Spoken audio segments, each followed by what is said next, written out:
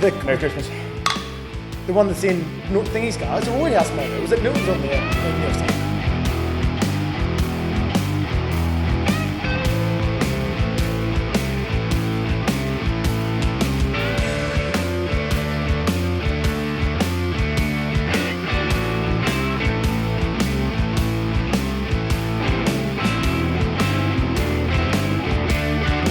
Been one of the since I started this, and I spoke to Alison and asked for you to come on, which I was a bit surprised about, because probably for the 10 years prior to that, I absolutely hated you. Oh, perfect. Because I thought that you did as well.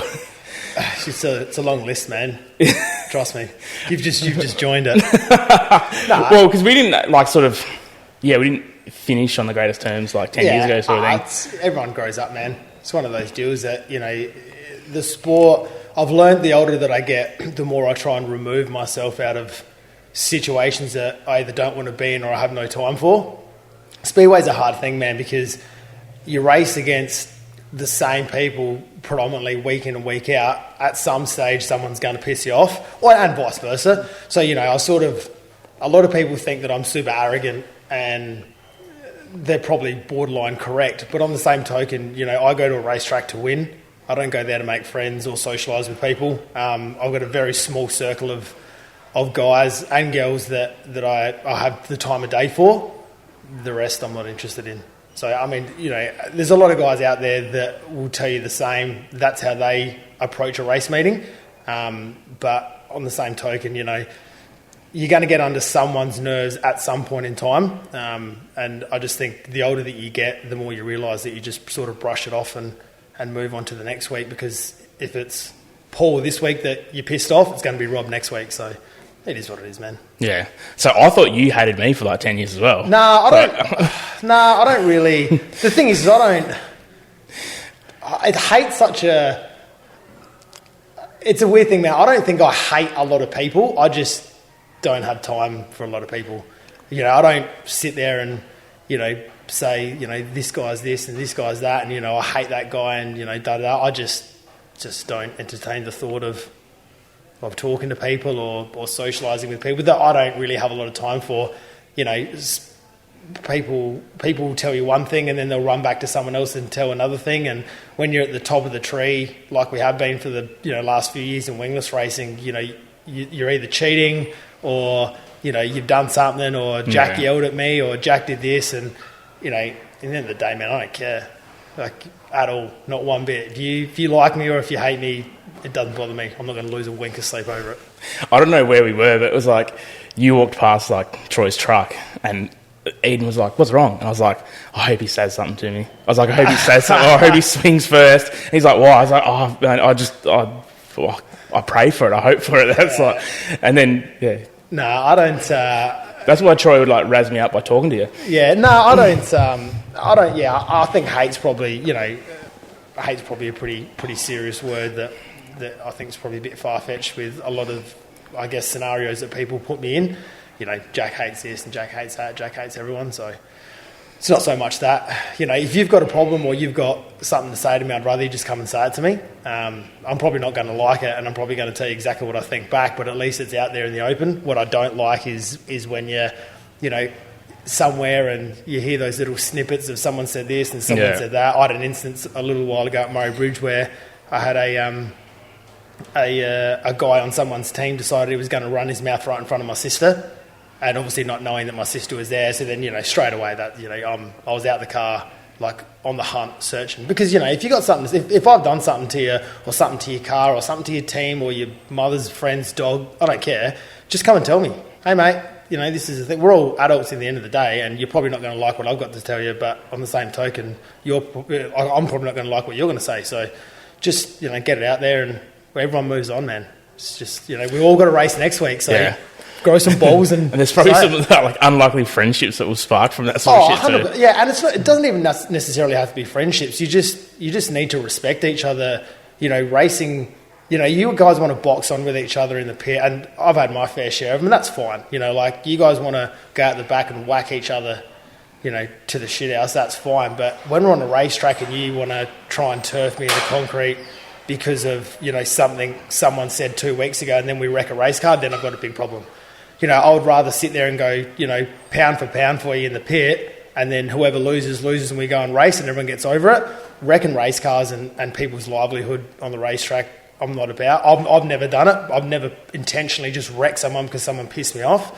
I certainly have a lot of people on my radar to give one back that they've given me, which I haven't forgotten about. But, I've noticed a lot in Speedway lately that everyone's just bitching about everyone. Things cost a lot of money now, so people are stressed. When you used to wreck a race car and it was $800 to fix, everyone sort of got over it, but now it's not. It's, $7,000 to fix, so it's all heightened. Everyone gets mad about everyone, so a bit of respect probably goes a long way. At this day and age anyway, yeah. Yeah, gone are those days of... Yeah, absolutely. Yeah, I think T-Mez was talking in one of his videos, like, someone waited weeks and just fed him one night. Yeah. And they were like, oh, that was payback for, like... And it was just like, that's what it was, and you just got on with it. The problem is with that is it just becomes a tit for tat, and you have a pissing match with everyone, because then, you open your Rolodex at the start of the night and go, right, this guy, they're all getting done. And then you spend your entirety of the night just trying to wreck people because they wrecked you last week. Just bring back the old biffo. Like, has anyone seen Matt Ward at the Chili Bowl? And they have a driver's briefing, and they're like, if you're going to box on at the top of the ramp, bring that back. No, it's the front straight. Oh, front straight, whatever. Front straight, yeah. Bring that back. The pits is too hectic. Yeah, bring that back, mate. Yeah. That's it. And to be fair, I've probably warranted it on myself a few times, but I'm the first person to tell you that someone just, every now and again, someone just needs a punch in the mouth. It's a very quick reminder that, next time you're in a race car and you want to do that, you're probably going to get a punch in the mouth. And it's amazing how quick people change their, driving ability or their ambition that outweighs their ability sometimes. People just have that extra thought about it because, I'm going to get punched in the head. And trust me, there's probably a million people out on the racetrack that want to punch me in the head too, and that's fine. But, it's just bring back the biff. I think so. Absolutely. It's just so hard. You just can't... You can't do it in this day and age. No, you're not. Well, you're not allowed to. Well, so I follow NRL massively, and the commentators always talk about there'll be a bit of biff, and they'll push and shove for 5 minutes, and the game stops. He's like, let them punch on. Yeah. They're going to be blowing out the ring in 15, maybe 30 seconds, and it'll all be done. It makes you feel better too, though, because I think that if you, say you have an instance where you got, a couple of cars come together, whatever, someone feeds you a wheel, whatever the scenario is, everyone holds on to that shit. They take it home with them, then they stew on it for a week. If you just went and had a bit of a biffo, bit of a yelling match, just something to make you feel better, everyone sort of just gets over it. And then they go back the next week. Everyone sort of just holds on to shit, myself included. I take shit to the grave with me, but it's just, I feel like when you have a bit of a yelling match. Did you see Perth the other week? No. Brenton Farrer? He got served hard. He got fed, and then he goes to the infield and he grabs Gav, and he's like, I'm going to give a word to him. Gav's like, all right, let's go. Yeah. And walks him over. I was like, how sick's that for a promoter? You just need to... I feel like if you can get it off your chest then and there, then, you can sort of, not reset, but I guess, that part of the night's done and you move on, whereas because you can't do anything, and most of the time the chief steward also does nothing, that it just, they get away with stuff, and, you stew on that even more because you think, I've got a wrecked race car that's coming in on a crane, and not only that, the car that just turfed you then gets back their position as well. There's no reprimand, there's no, so that, I guess... I'm a big fan of pulling the old spark plug lead, eh? Yeah, oh man, there's been a couple of times where I've thought about going over there and kicking 6 spark plugs out of the car, but, same thing, man. I've got a pretty big target on my back from chief stewards on the best nights when I'm behaving. So, if I do anything, it's normally well publicised. The chief steward reckons that he can't see anything on the racetrack, but I guarantee if it's got something to do with me in it, he can see it. And, I guess there's a couple of other people that are like that as well, but, I can't get away with breathing in the wrong direction at a race meeting at the moment. And everyone else can just turf everyone and get away with it, so... That's what happens when you're up the front there. Well, I don't know if it's necessarily just up the front, but I think it's just I'm not just going to stand there and cop getting fed. So I think it sort of highlights, if something happens that's got me involved in it, or I'm involved in an incident. So I think it's that, make sure everyone watches Jack in case he has an absolute meltdown and has a brain aneurysm trying to get to someone. But yeah, I think that especially with the rookie, newcomers into the sport, wingless obviously attracts that from a cost-effective point of view. So you go into like a speed car or a sprint car or something like that, and you very rarely find someone that doesn't have experience or because there's just too much money to play with. Whereas in wingless, it attracts that sort of development stepping stone class. So you have a lot of drivers in there that will make mistakes and they will have an issue because they just don't have the experience in it. So I try to conduct myself as professional as I can when it comes to that sort of thing. When I try and say, hey, listen, man, like, I'm not going to come over here and rip your head off, but sort your shit out. Like, you can't just be, doing that. So I try, it probably doesn't come across like that because I don't look like a very happy person at the best of times. But it just, if you can sort of help, if these rookie guys and these younger guys, if they can learn from mistakes, even if it results in me giving them a spray or someone else, like, any of the other front runners, then hopefully next time they jump in the car, they get better from it. And then that helps everyone. It helps me, it helps the other guys, because then you can race with someone and not worry about getting all your shit torn up. Yeah. They had a development, maybe like 2 years ago, they used to do that, like wingless had like 2 or 3 races at Murray Bridge where it was strictly development nights. I understand that, Murray Bridge is struggling to put race meetings on at the best of times, but, bring the development nights back.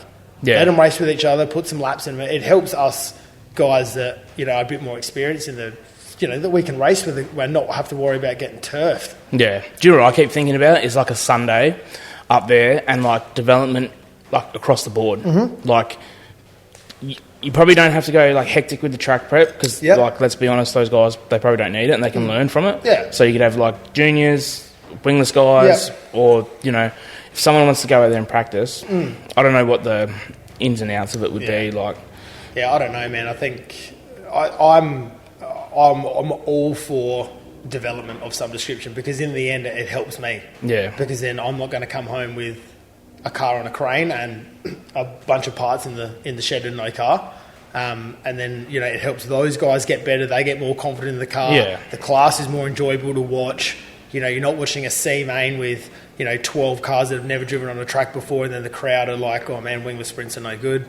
I think it lifts it to where it sort of needs to be. And, this is obviously a yearly thing. Every year for the last 4 or 5 years, we've had like 4 or 5 new people every single year that comes past. So we've got to keep on top of it. Otherwise, you get into a heat race. Yeah, you've had 6 just this year. Yeah, you get into a heat race with 7 cars, that have turned 3 laps in their entire career and then I'm off the back. Yeah. And then Bryn, who we have a love-hate relationship with, he'll pull me in and say, oh, the amount of times that I've had conversations with Bryn about being too aggressive.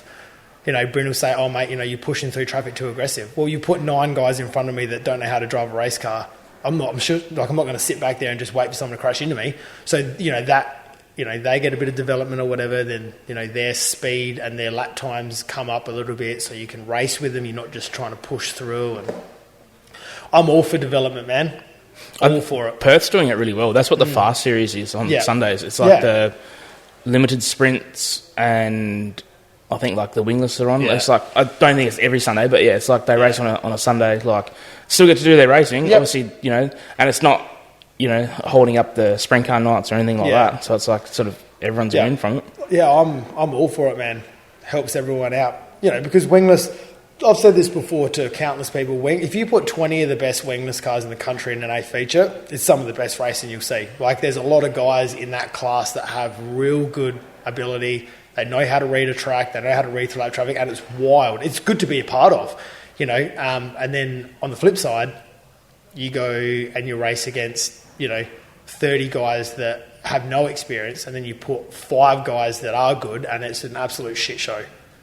Like, it's horrible to be a part of, and I understand that, that's part of the development of the class. The class is a stepping stone class, but the parity between the two is too great at the moment. Yeah. You need to shrink them back together.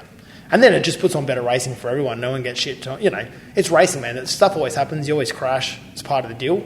But a lot of them that I see, and especially a lot of them that I've been involved in this year, are completely avoidable. So that's what we've got to try and limit as a class. The racing's been like really stepped up in the last couple of years, hasn't it? Mate, I've had this thought process for probably the last 2 or 3 years about South Australian wingless probably being the hardest competition in the country, because on any given night, if you put like myself, Tyson, Ryan Alexander, Furler,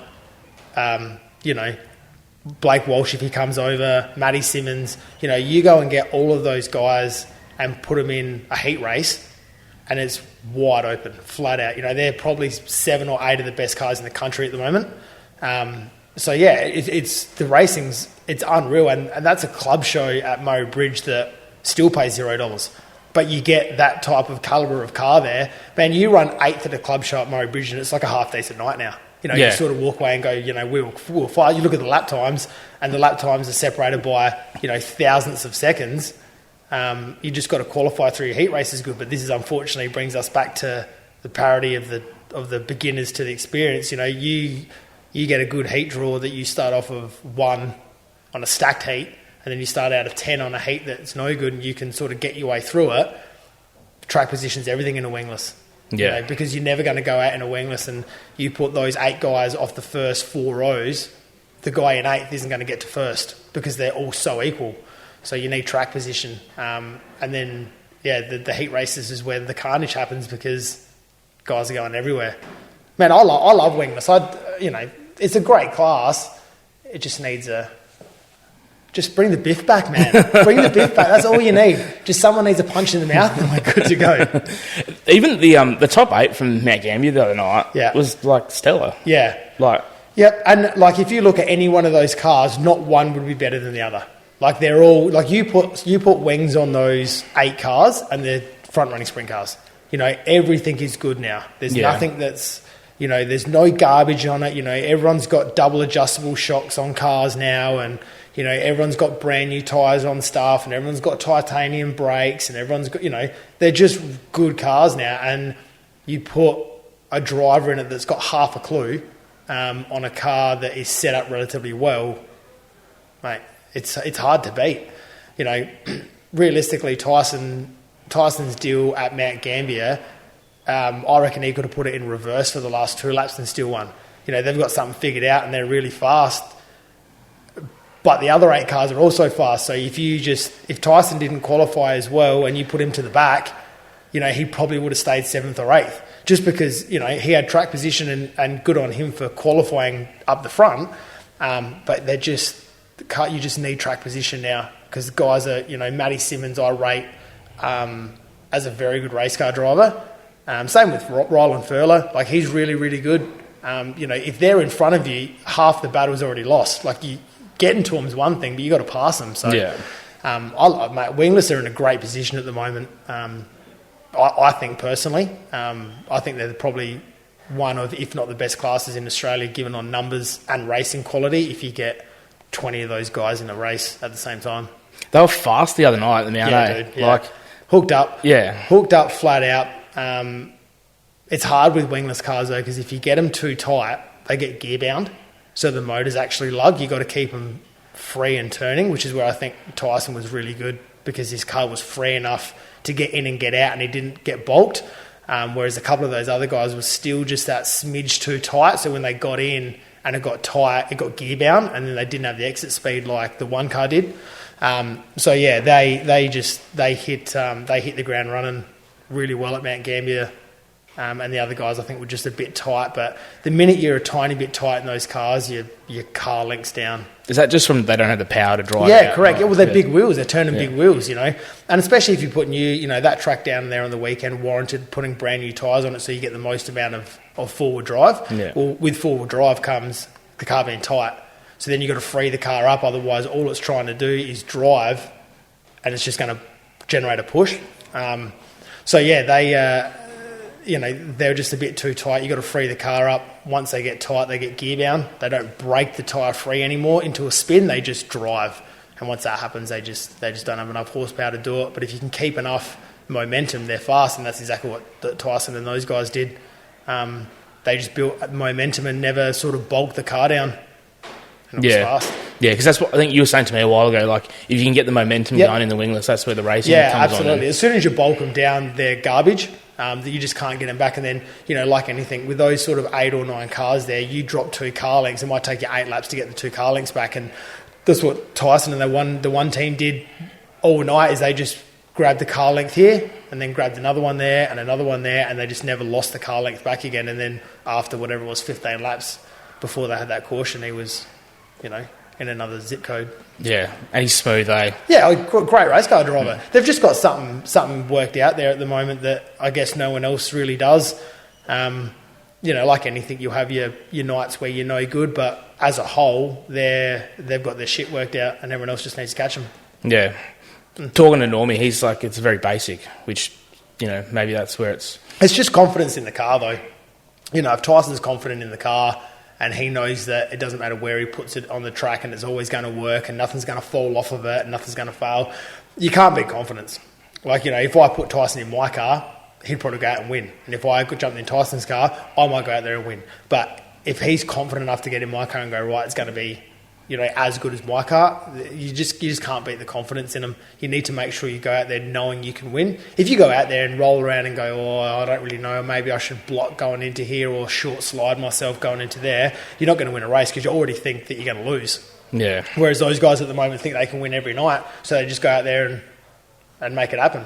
That's what always sort of amazes me with like sprint car guys who sort of like fly around the country and just jump in another car and stuff. Like, Yeah, you've got to have the confidence that the guys, like sprint car guys are a bit different because, they've got paid crew guys. And like if you take like Goodyear, for example, Hayden Kendrick, he's a really, really good car chief at the moment, spent heaps of time with Paul Silver and Cole Larson and those guys. So he gets in the car knowing that it's going to be perfect. He doesn't have to touch the car. Hayden does everything, so he gets in it and knows he's going to win. And he's just got to concentrate on one job. And that's the best part, For me, I do the crew chief and the driving thing, which is a blessing and a curse, because I know that when I go out on the racetrack, everything that I've done's correct, but then you also sometimes need that extra, hey man, it looked like the car was a bit tighter than what you think it was.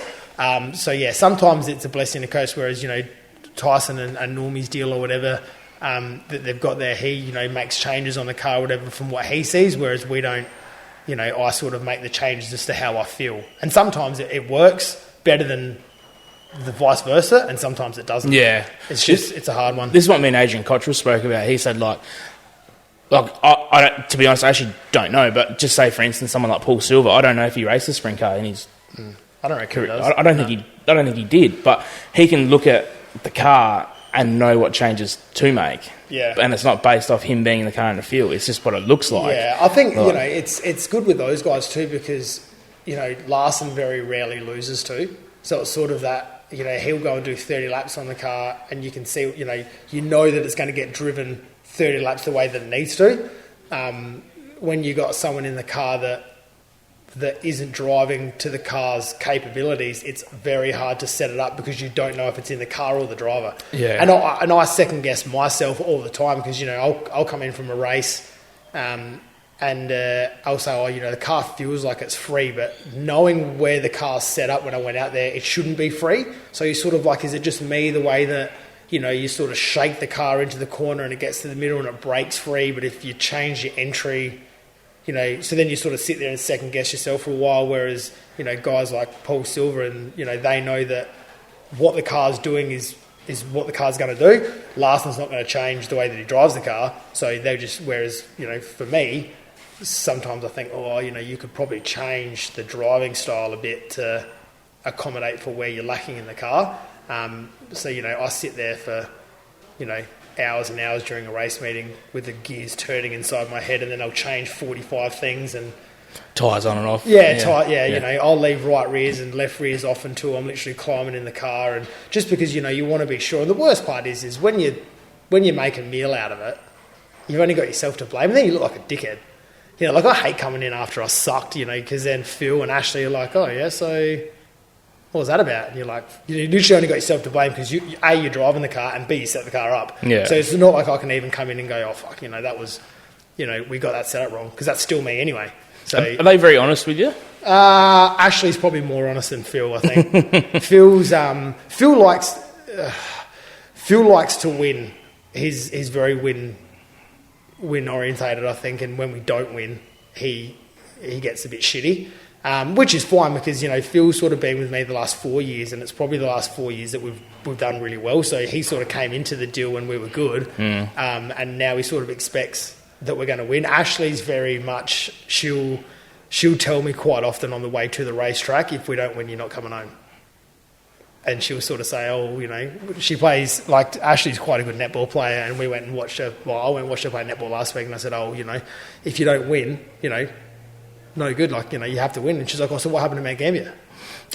And I was like, okay. So, she's very much, she'll tell me when I'm garbage, and she'll tell me when I'm good. But as a guy that's done this a long time, when you're no good. It's annoying when you come in and you shit. Especially when you expect to be up the front. Like this year's hard because we've had car speed everywhere you go. You just can't convert. So Murray Bridge the first night we were in a B main because we ran over a guy on the race on a start and knocked a front end out, so we had a DNF. So we had a win and a DNF, and it still put me out of a B main. And then we drove from 19th to 7th or something. So you sort of look at it and go, well, we were if not the fastest car on the track, you just couldn't go nowhere because you started so far back. And then Murray Bridge the second night we ran third, but we were garbage. Like probably one of the worst race cars I've ever driven in my life. We should have been 12th, but we ran third. So, and then went to Wyalla and technically won, but we didn't win. But I feel like we would have had a car to win, like we were the car to beat that night. And then obviously, went to Simpson and, out of 55 cars or whatever, we ran 8th, but we were as fast as everyone else. We just couldn't get past. We qualified too far back, started out of 14 or something and got to 8th. And obviously Mount Gambier was an absolute shit show. So, yeah, it's a hard one. It's a hard pill to swallow because you expect to be up the front every weekend, and when you're not, you ask why, and a lot of it's out of your control. And it's something that I struggle to, I guess, accept. Mount Gambier on the weekend, that was, I was a passenger in that one, and through no fault of my own, we came home with an absolute junked race car, and that's sort of out of my control. And that's a hard pill to swallow, to know that, you spend the next 3 weeks or whatever rebuilding and pulling cars apart and hours and hours and hours in the shed for something that you didn't cause. Like, you sort of deal with it if you were the one that flipped your dick off or whatever and it was your fault, you sort of accept it. But when it's not your fault, I get proper mad.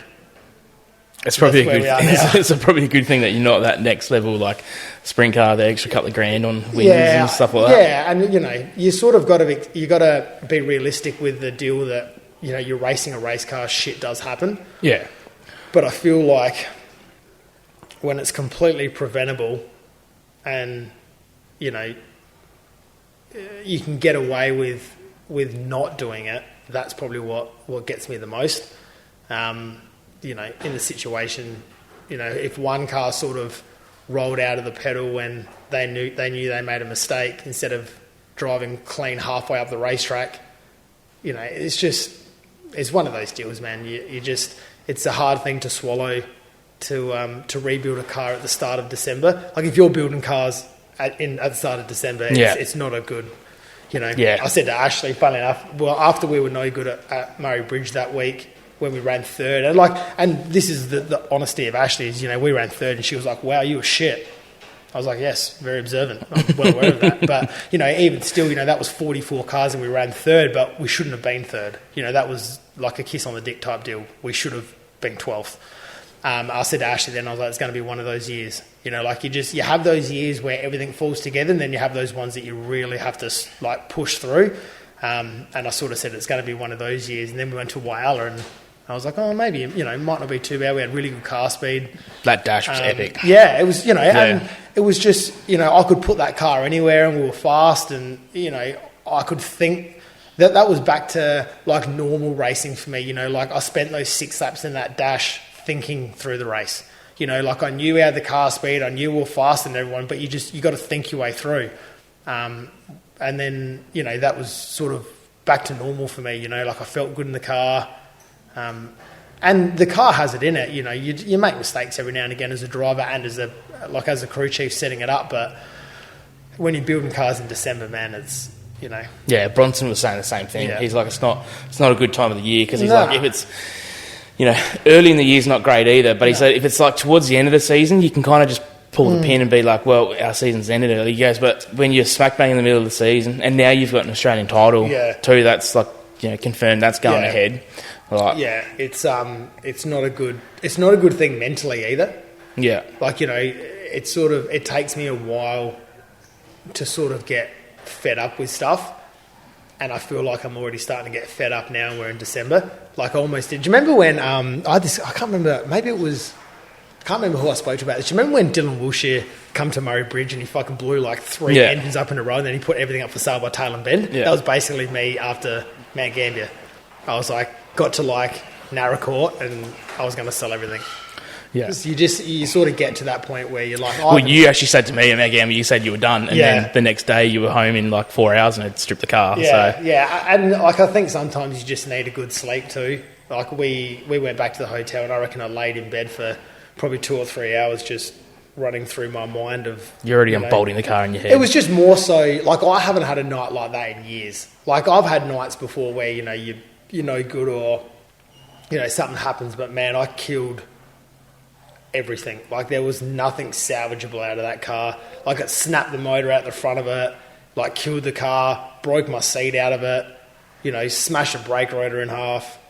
Everything in the back of the car was junk, squashed the rim. Like I haven't wrecked that much stuff ever. So, it's disheartening, man. Like you look at it and think, man, all your time and money, into the car is just garbage. Like the amount of parts. Like I literally had a pile, like it was as tall as the back door of the trailer of just bent stuff. Yeah. Broken 6 shocks. Like, I bent 2 shocks in the first heat by driving into the concrete, which was my own fault. And then, just it's disheartening, man. You sort of get home and then, we got home and what are you going to do? Sit there and twiddle your thumbs. So I stripped the car down to nothing and dropped it off to Steve Agars for him to fix it. And now I've just got a pile of bent and broken stuff. But yeah, you just this early in the year, man, especially like when you have what I would call probably a struggling year. I would have expected us to be a little bit better than, like, even though the results probably, a first and a third and an eighth or whatever is probably not bad on people's statistics, but I'm probably my worst critic. So I would have expected us to be probably a bit better than what we were, and now we've got to build a car. And you sort of are only halfway through your season too, though. Yeah. Like this could be the turning point as well. Yeah, and you're naive to think that you're going to jump into a race car and never bin it. And to be fair, we've had a pretty good couple of years. Like apart from the Australian title at Mount Gambier, at Murray Bridge, where we killed that car, which we still raced it, but it was bent. We sort of got away with a lot of stuff. Like I've whacked the wall at Murray Bridge probably every 300 mil around the entire track. I've hit it at least once, and you get away with it, man. Like you whack the wall and in the car you think, oh, that was keen. So every now and again you'll bang a ladder out of it, but there's been a couple of nights where I've gotten away with it and I just didn't get away with that one. You ever banged a ladder out and been faster? Nah, I don't think I've ever been faster. I think I've knocked so many ladders out of that car now I know exactly what happens though. So I think that when I whack the wall I can feel it almost straight away when it knocks the ladder out of it, and then I just drive accordingly. So I purposely put we've got a swivel rear end in our car, and I only put that in because I know what I'm like with Jacob's ladders. I reckon I've probably bought easy 15 in the last couple of years. Easy. Yeah, right. Yeah. Because the problem is I don't want to make them stronger though. Yeah. Because then you just bend something else. I'd rather just knock the ladder out of it and then put another ladder in, because a right rear wheel is like $1,300 now to buy. I'd rather put 15 ladders in than squash a rim. So, yeah. Or I could just stay off the fence. It's also a possibility. That's boring. So yeah, well, yeah. What brand rims do you run? Worlds. Yeah. So I run all World stuff. I think I've got one Kaiser left rear, but yeah, predominantly World. And you've stuck with that. Yeah, I've had Worlds forever. I had Worlds when I raced a sprint car. They're nicer. I like them better. I like the beadlock setups in them because they're threaded into the welded like into the world of ring, whereas I think Sanders and Maxwell's have got like a nut cert in them. So they spin, like, if you half cross thread them in there, they'll spin the nut cert, and then you've got to cut them out with the grinder. So they're a little bit more expensive welds, but I put them to the test. So it's one of those things, man. Like, if they're a bit expensive, but, you drive 20 hours up the road to Lismore where the Australian title is, and I'll whack the fence at Lismore and a Kaiser wheel would fold in half and a weld doesn't, it's paid for itself. Yeah. So. You going to Lismore?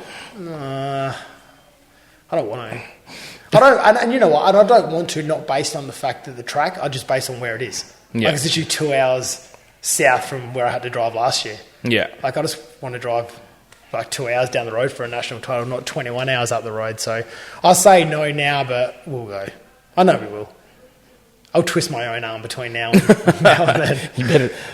I've heard like accommodations like already pretty thin. Yeah. So we Ashley and I did a bit of looking about some Airbnb stuff that's like 20 minutes out of Lismore. So there's stuff that you can, like, there's accommodation and stuff that you can get, but you just got to be quick on it.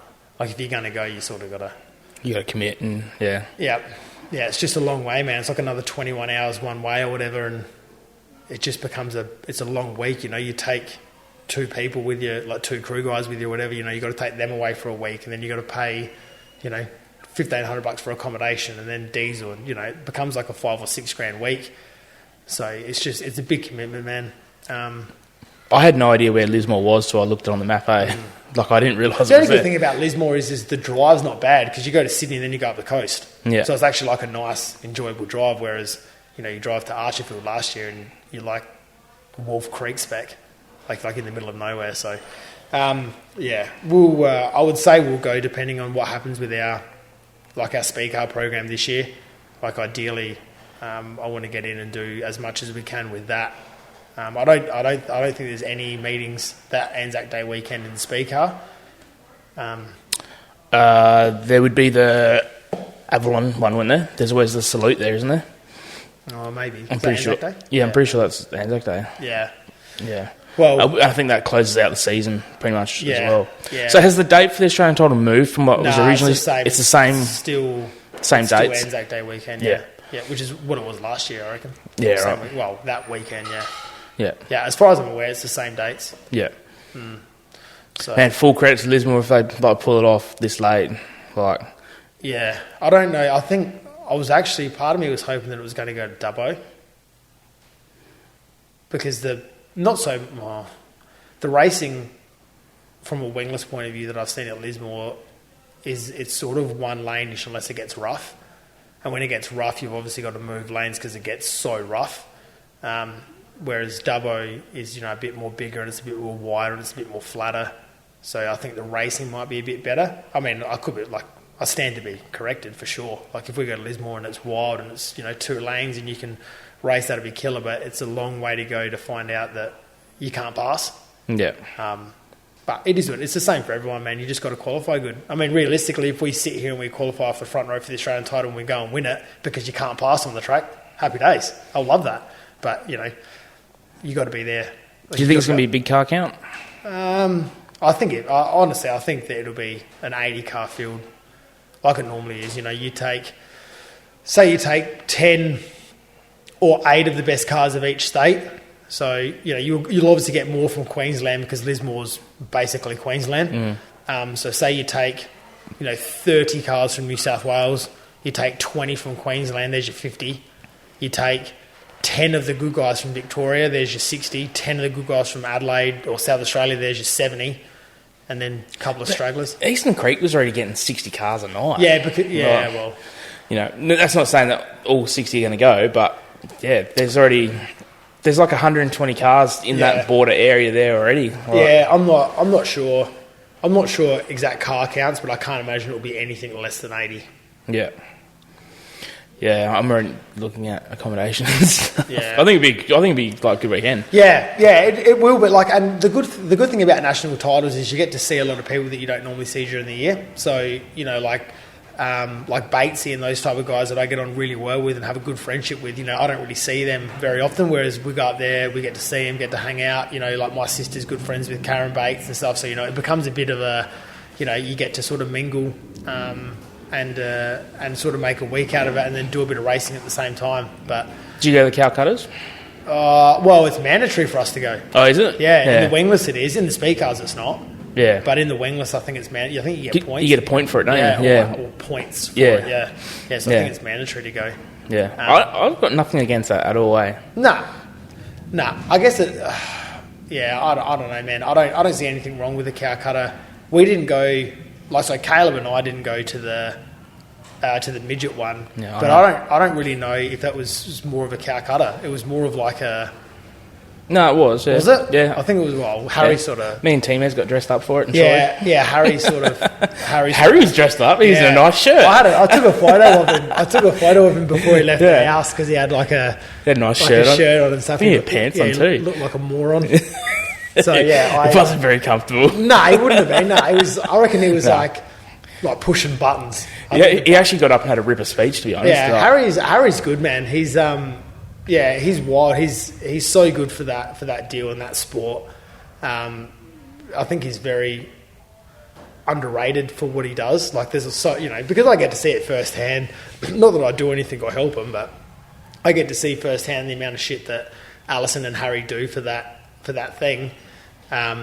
Speed cars in general. Same with the Calcutta. Make a speech, do this, organise this, do that. They do so much. It's so underrated. But when he gets stressed up, I love it because he's not that guy. Nah, not he's at all. not like nah. He rolls into the shed like we'll go up and work on the shed, and he's got his stupid gay boots on that are like not done up, and he's got his Keith Coons Motorsport or his CP3 shirt on with his Coles hat on. He's not that guy. So when you see him when he's dressed up, I'll rip him bad. He's bad. He's so good. I love it. I think was it a salmon shirt as well? Was it pink? Was it pink? It was like white and blue, but it was like checkered. Yeah, that's right. Yeah, because I took a photo of him when he was sitting on the couch, and I reckon I put it on Insta. I think everyone there was in the same boat, though. Like, even team has to go buy clothes for it and stuff. He had to go buy a shirt. I just think it's funny because the Harry that I know, and myself included, I don't dress up. I'm not a suit pants type of guy at any occasion, but it's just good to see Harry because he's such a moron, and he's the first person to rip into me that when I get the opportunity. Harry and I, we would speak to each other probably 5 times a week on the phone, and I'll ring Harry and he'll answer the phone and all he'll say is speak. That's it. That's like no, hi mate, how you goes? He'll just say speak. That's it. So then we've just generated this.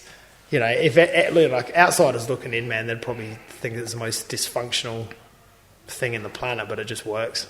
Yeah. I love it. They can, switch so quickly when it comes time, though, eh? Probably Harry more so than Alison. Alison's always super switched on with, what needs to happen, whereas Harry's more of just a dickhead, and then when it needs to turn on, he turns it on.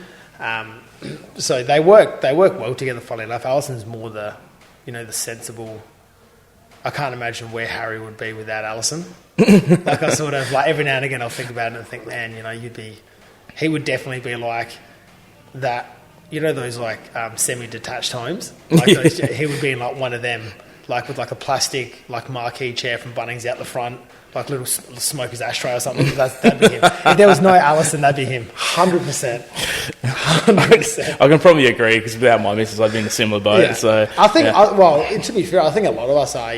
Ashley's definitely the glue that holds us together. If she wasn't here, I would be living in this shed probably, and probably would have bulldozed the house and just built a bigger shed. So, I come in from, working out here all night or whatever, and everything's done inside and everything's sorted. And same with that Sunday, we came back here, we left Mount Gambier at 5:30 in the morning or whatever.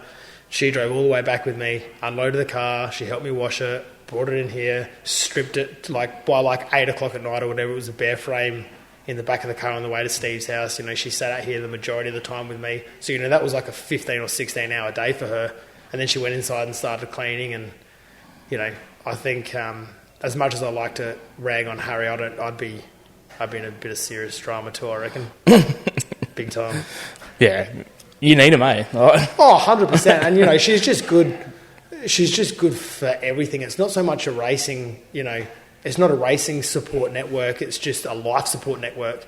You know, because racing becomes, you know, such a pivotal part of my life and such a time-consuming part that I don't have time to do other stuff. And, you know, we never normally, you know, do coupley things. Like, you know, we don't go out for dinners a lot, and we don't, you know, do this. You know, my life, majority of it is in here. And, you know, she'll bring dinner out in here, and, you know, she'll sit down. I had to go and buy like a heater so that in the winter time, you know, she wouldn't come out here unless it was warm. So I went and got a patio heater and stuff and warmed up, and she'll come out here and we'll have dinner and stuff, and got a TV and everything in here. So she'll just come out. She doesn't necessarily do anything, but she'll just come out and sit and talk. And I think if she wasn't here, it would be a different story. And I think you take it for granted too. I know I do. Like, you know, there's 100%. so many nights that, you know, I'll walk inside and go, oh, you know, got to do this and got to do that. And then, you know, like your house is clean and, you know, dinner's made and this, all my washing's done. Like, I wash one thing and it's my race suit. In the 3 years or whatever we've been together, I literally wash one thing and it's my race suit, and everything else she does. So, you know, like I'll go into my drawer and get clothes out, you know. I think that it's one of those things that I'm probably guilty for taking it for granted until she decides to boot me, which, you know, could be pretty close, I think. and then I'm stuffed. So. Yeah, we've all been in that boat as well. Oh, yeah. I know she's got a real good tolerance for everything, but I know when I'm winding her up, like, just that little bit too far. So, you know, you sort of just peg it back a little bit from there. Start swinging. Yeah, probably not so swinging, but she can yell pretty good. We've been in a couple of little yelling matches where, you know, she's certainly given me a rev. And, you know, sometimes you think, oh, Jack, just shut up, you know, like, you're not making it any better. But, you know, we very rarely argue or fight. You know, we sort of know where each other's limits are now from being together for so long, and she leaves me alone when I'm mad, and I leave her alone when she's mad, and happy days. Especially at a racetrack. Like, if I've got a foul mood on a racetrack, Ashley won't come near me at all. No way. Actually, to be fair, I don't think anyone comes near me. Yeah, that's pretty fair. Yeah. I've walked past your trailer a few times and looked at Ash, and I was just like, I'll keep walking. I think, you can read it on my face pretty well whether we're having a good or a bad night, I think. So, yeah. And, you know, it's like anything, you know, you put a lot of pressure on yourself, and you know, you got a lot of money and time invested. It's a part of who you are, though. Like, it's not, you know, I don't think, I mean, if we were rolling through the shops with shopping trolleys, we'd probably be racing. Like, it's a part of who you are. My competitive nature is horrible because it's so bad. Like, you know, it doesn't matter what I do. It's got to be some sort of competition. And I think it's just the racing part of it. I think I like it more when I don't win to when I win, because then you got something to strive for. And I actually had this conversation with Joel Chadwick, you know, over a few beers. Joel and I are really good friends, and we have been for 20 years. And when I started winning all those races, that first year in the carbon car where, you know, I couldn't do anything wrong. You know, like, it didn't matter what I did. I could drive, you know, in the middle of 8 cars and they would all move out of the way. And I was just having one of those years where we won literally everything that we sat in. And he actually rang me up one day, and we had a couple of beers or whatever, and he said to me that he's like, mate, this is where it goes bad. Like, he said to me, this is where I lost the love for the sport, is that the problem is everyone just expects you to win all the time, that when you don't, you know, everyone's like, oh, you know, what's going on, you know, what's this, what's that, and then what you do is you put yourself in the mindset of winning's the only option, and you don't enjoy the process of it. Yeah. And he's 100% correct. You know, now, you know, this year, you know, we technically haven't won a race, even though it shows that we have. But, you know, it's when you go to a race meeting now, you're hungrier to win. You know, you've got something to chase, you've got cars to chase, you've got things to do better. Whereas when you're winning, you know, without sounding like a dickhead, when you're winning so comfortably like we were doing, there's nothing to really, you know, you do your maintenance in the shed or whatever, you go, well, if we flogged everyone this week, you know, why do you change anything? You know, the excitement of knowing that, you know, you're going to go somewhere and, you know, you're going to have to change stuff, make the car better. Because the satisfaction feel of, because I build all my own stuff, when you win, it's like that extra bit of satisfaction that you won in your own gear. Like, it's not like I ring an engine builder on the weekend and say, oh, hey, we did really good, or, we do everything ourselves, obviously apart from make the frame. So when you win, or when you make the car better in the final than you were in the heat race, and you beat the guys that beat you in the heat race, and that was on your own accord. So yeah, I think at this stage, man, it's the competitiveness of me is, I far enjoy, as weird as it sounds, not winning, because it gives you something to look forward to. Like, you want to go out there and win the next week when you didn't win this week. So yeah, it's strange. Because you would obviously think that winning is the best, and don't get me wrong, winning races is good, but I think it makes you a better driver and a better person when you got to like chase someone or strive for something. You've always got to have something to chase in life. So yeah, it's weird. Don't get me wrong though, I hate not winning. Like, I hate that I'm not winning now, but at least you work on your stuff better. You try and get better, and that next win will be good. Well, yeah, and it's enjoyable, like when you can beat like some of the best guys in the country with stuff that you do entirely yourself. It's a nice feeling, and it's nice to know that people appreciate it as well. Like, there's been a lot of guys that sort of come up and say, you build your own engines, you do this, you do that, and then when you win, everyone's like, oh man, like, it's sort of that bit of satisfaction rather than just jumping in a car that someone else builds and someone else builds the engine. Like, anyone can do that. Do you think you'll be able to go back to having a crew chief now, or? I think it helps.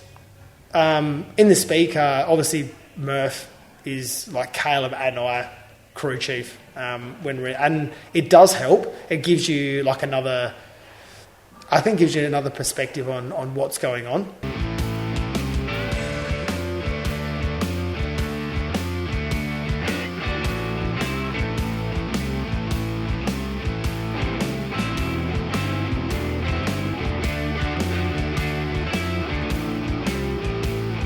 Speed week, pro speed car week. Yeah. So definitely that's the plan of attack. We've got a few little bits and pieces left to do on that new car. Then hopefully we'll be at Mount Gambier on the 28th. There's like a bit of a waste meeting. Make sure everything runs. Make sure nothing falls off of it. New car, rebuild engine, stuff like that. So we just need to make sure everything works the way that it's supposed to. And then the next week is speed car week, and then we start getting into the serious stuff with the midget, with the national title and stuff like that, which is sort of where most of my focus has been over the last few weeks, is getting that sorted and getting that done, which probably hasn't helped with my wingless campaign because we suck. But yeah, I mean, ideally, getting back in the speed car and getting some laps into that and getting some good results for those guys is my main priority at the moment. So is that a full brand new car? Yeah.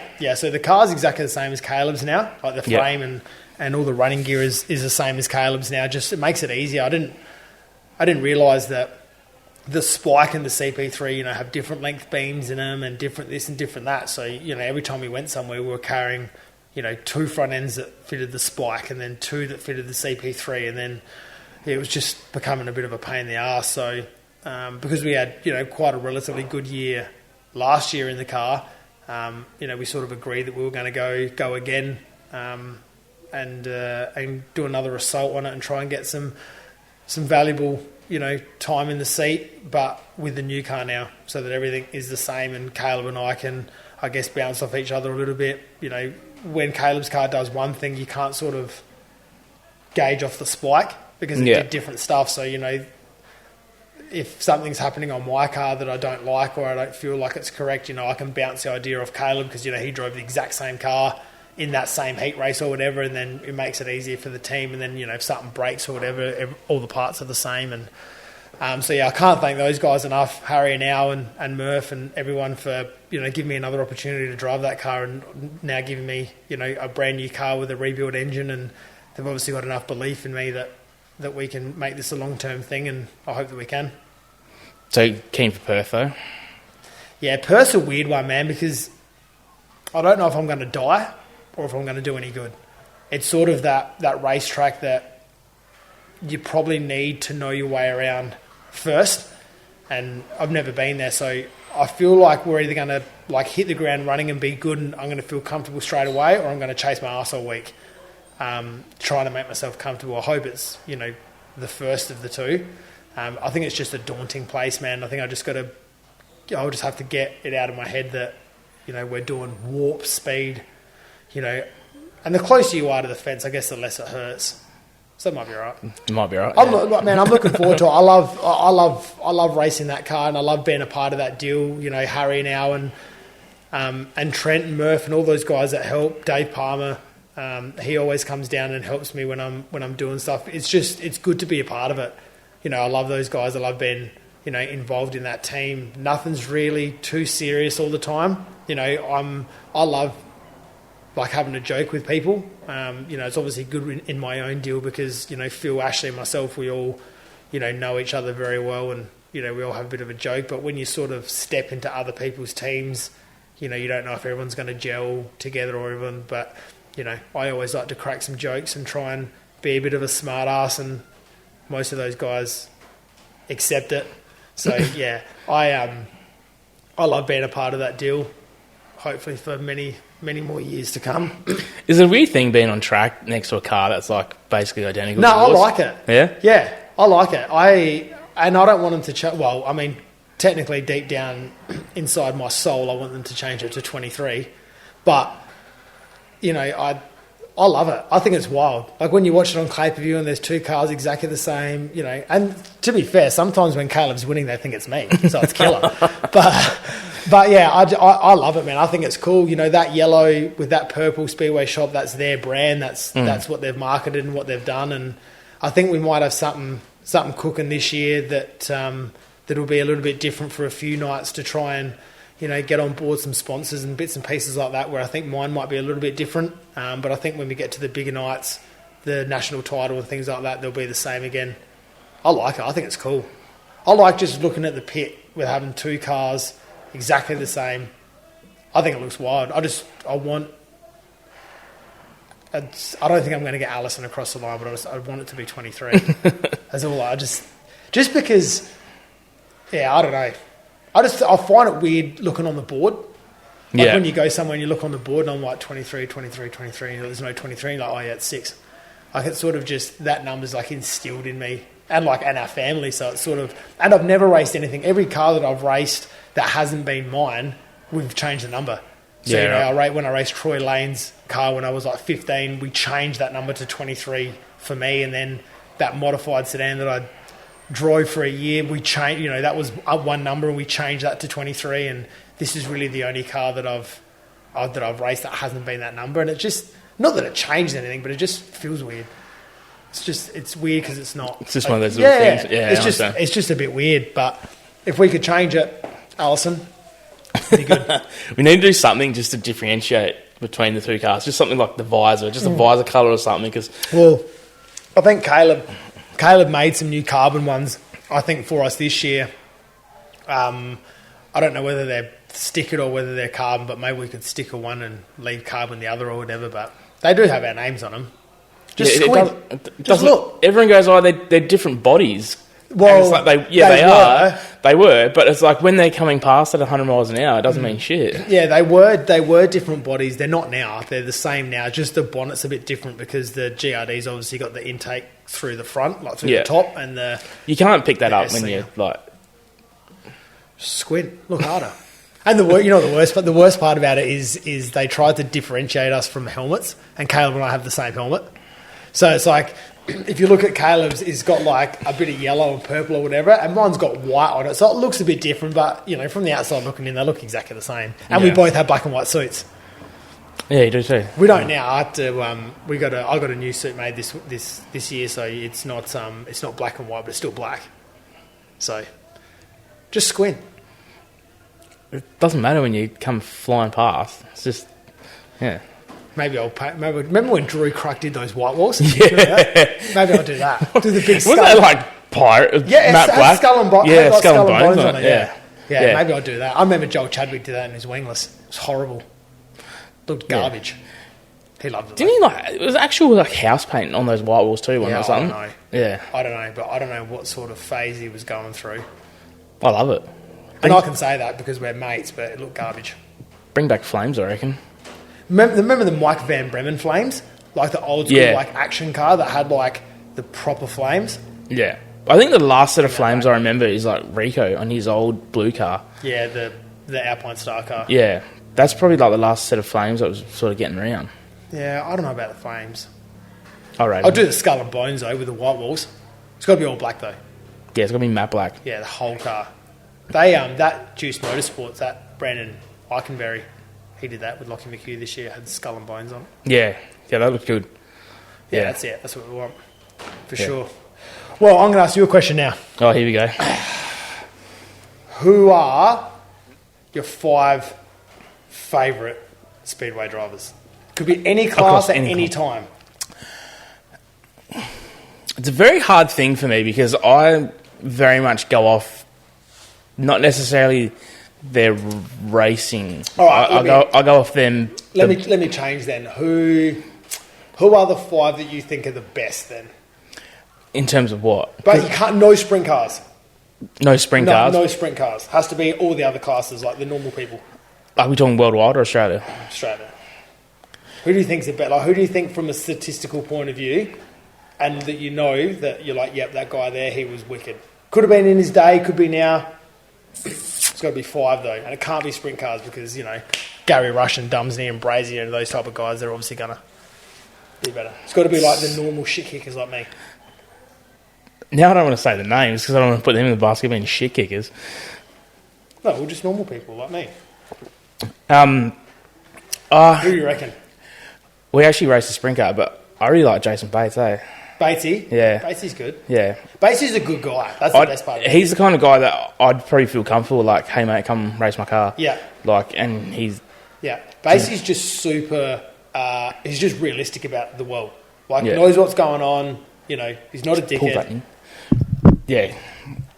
Yeah, he's good. Batesy's good, man. I got a lot of time for him. Do you know who I really like as well? Nick Parker. Do you? Yeah. Ask Caleb. Caleb likes Nick too. No, I get along with Nick well. And he's hard racer. Yeah, he's a good race car driver, man. Yeah. He's good. Squizzy's good. Squizzy just gives it everything. He had a lot of years where he was real good. Yeah. Well, I mean, technically he still is real good, but I think Caleb's taken his thunder a little bit. But I think he's like crew chiefing for him. So yeah, he's great.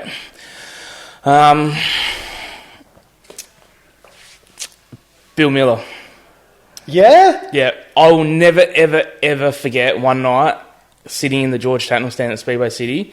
There was 410s, 360s, super sedans on and like whatever else. And super sedan feature came out and Bill just smoked him, won it. And all these like older people in front of me, but obviously all Bill Miller fans, and they packed up and left. And I'm like, there's a 360 and a 410 That's feet. it. They didn't give a shit. They didn't give a shit. Like, we were here to watch Bill and the Supers. Job done. Gone. And I was like, that's kind of cool. I was like, that's kind of like the racer that you'd want to be, that people are like, we don't give a shit that there's like 2 more sprint car features on. We came here to watch Bill. To be fair, though, super sedans like back in the day were bigger than sprint cars. So, a lot of those guys went there to watch that stuff. It had nothing to do with sprint cars. And they probably, the older people have probably that same mentality. I don't give a shit about sprint cars. That's why I said you can't pick sprint car people. Because people don't give a shit about sprint cars. Who else? How many have you done? 4. 3. 4. I didn't actually see heaps of him racing, but I had one of the greatest chats I've ever had was Bert Vosberg and Murray Bridge. Oh yeah, dude, he was badass in the day. Honestly, legitimately, one of the nicest blokes I've ever met. Yeah. So that actually brings me to a good thing. Do you know what he was running in that car, that Australian title?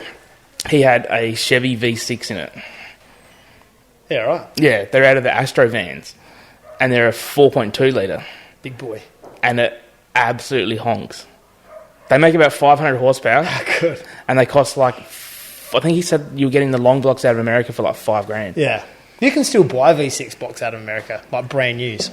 I don't know whether or not it's the same configure it like Buick configuration, but you can definitely get them. That 5, eh? Yeah. Interesting. I don't know. I just sat there and had a great chat with him. Like That's probably 5 people that I don't think I thought that you were going to say at all. I don't actually really know what I thought you were going to say, but I didn't think you were going to say that. Why, who would it be for you then? Probably, I think my top 5 of guys that have pure race car ability, and I think are probably the best to get in it, Joel Chadwick in a wingless. And I'm sure there's plenty of people that will bitch and moan about it, but that guy's domination for those 4 or 5 years was... Like, I know Wigsell was good, and, you know, Hardigan was good, but, man, that guy... and he's just so smart too. Like, the races that he wasn't winning, you know... I've raced against him for years and years, but those 3 or 4 years where he was all that in a wingless, man, wild to watch. He's probably my one in a wingless. Super sedan, Chris Blunden. Oh, yeah. He's the most underrated race car driver in the planet. He's like... He literally rocked up to a race meeting when I was a kid. Like, obviously, I went to super stands with Dad. He used to rock up with dress pants on, a belt on, a button-up shirt, like, looked like he was ready to do your taxes, and then jumped in a race car and whooped everyone. He is by far the most underrated super sedan driver in the planet. And he's a nice guy. And I had the privilege to know him. He was wicked. Blunden. Who else? Who else is... Do you remember Gavin Hutton? No. Gavin Hutton in a Formula 500 was, like, proper good. I rated him heaps high. He was good in a 500. Probably one of the best that I've seen. Like, you know, he just seemed to make shit happen. And he was like, came in for like 3 years or 2 years or whatever, and then just bounced out again. Came in, won heaps of stuff, ran second to Haller at Bordertown in the Australian title, and then just the next year just never rocked up. Yeah, right. He was gone. He was wicked. Anthony Bear in a street stock. Mate, I'm telling you, if that was any other class other than streeties, I'm going to say something very big here. This is the GOAT of Speedway across the board, worldwide, From a statistics point of view, I don't think that you could find someone better than him in his discipline. I would say across the board, though. No one's done what he's done in any other class. He is out of control. And I'll tell you this too. He went and smoked him at the Mount the other week. And then I went back to the track at 8 o'clock in the morning, and guess who's there picking up all the clay through the pits? Barry. Yeah. He's wicked, man. He's just unreal to watch. So me and Broomy were talking about it. I think he's got 21 plus state titles. Yeah, and he won every one in 1 year, and the national title. He had all 7 and the national in 1 year. It's ridiculous. And he can celebrate too. Man, and you know what the good thing is, just like a typical country dude. Like, just, you know, cruises up. His dad still wears the same Barry jumper from like 2006. Like, they're just... He's wild, man. I love watching. I would much rather go and watch a national street stock title than 3/4 of the classes that we have in the country. Like, if they had a national street stock title at like Mount Gambier, that'd be I wild. would purposely go. They're wild. Like, there's so many of them that are so underrated, because you get in a street stock, you don't know which way you're going to go, and then the steering wheel's like 98 turns lock to lock. You know, Barry would probably be like my number one, I reckon, of like ability and like statistically. Yeah. He's wild. Him, Chadwick, Blunden. Who else? Who else did I see? These are the sort of guys. You're doing the same as me though. You're going off like the bloke that they are too, yeah, not necessarily the racer that they are. Yeah, but I think that's a lot to it as well, though. Like, if you can go out and win a national title, and then you can still sit in the pit and have a conversation with someone, like, those sort of upper guys in sprint cars, like, you know, your Jamie Villes and those guys. Like, imagine walking into their trailer. You know, I know that the professionalism is lifted a little bit, but could you imagine as, like, you know, a 14-year-old kid or whatever, like just rolling into the back of Jamie Gill's trailer and going, oh, hey, what's going on? Whereas I bet you could walk up to Barry and say, hey, man, what's going on? Like, how's this? Give me a sticker. It's cool. Whereas they're, they don't do that. So it Try standing at the end of the hall or waiting for an interview. Yeah, no way. What have I got? One left.